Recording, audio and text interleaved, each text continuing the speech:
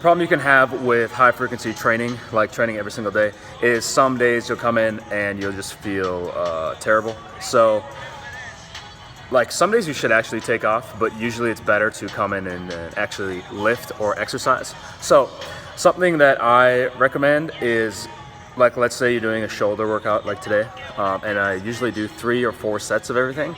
If you feel terrible because of lack of sleep or nutrition or other stress in your life, and you have decided that it is best to actually lift on that given day, I suggest that you come in and do, instead of 4 sets, just do 1 heavy set and do all of the motions, all the movements.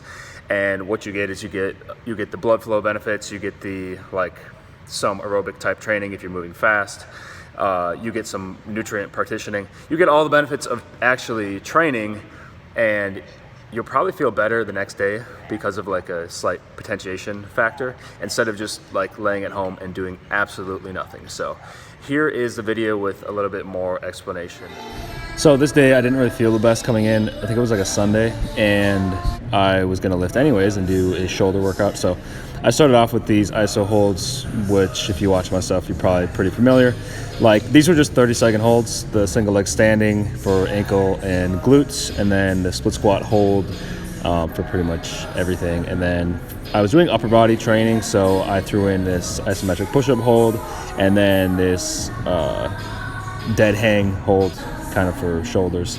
And then here I'm doing like half squat on the inside edge, and then I threw in like a single leg squat type thing. Basically, like, do these iso holds for a warm-up instead of a traditional like dynamic moving around warm-up, and you can use it. I mean, I feel better when I do it, but another benefit is you don't really have to think or do anything. You just stand there and your heart rate goes up, you start sweating, and all of the benefits of another type thing. So I started off with these dumbbell, what are these called? Delt rebound drops.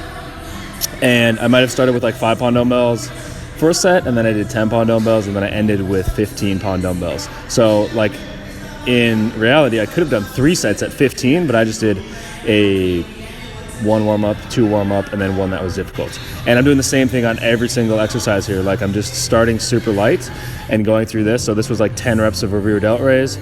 Like, started at 15 pounds, I think, and then I did 20, and then I did 1 set at 25, and that was pretty difficult, and then I stopped.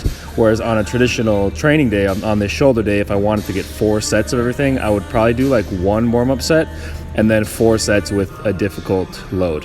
But today it was like 3 to 4 sets, and only 1 set was difficult, which was that top set. So same thing here with side delt raise. One reason, I think Kiefer of Dangerously Hardcore used to be his website. He made carb backloading. He talked about this in a podcast once, of like, on a day where he feels kind of fatigued or not really there, he likes to push the intensity and keep the volume super low, which for me, I've experimented with, and that usually works quite well.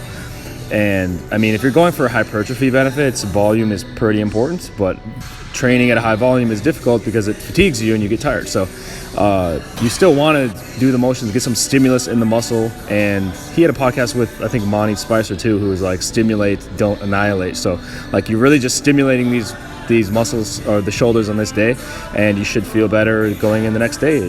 Enjoy.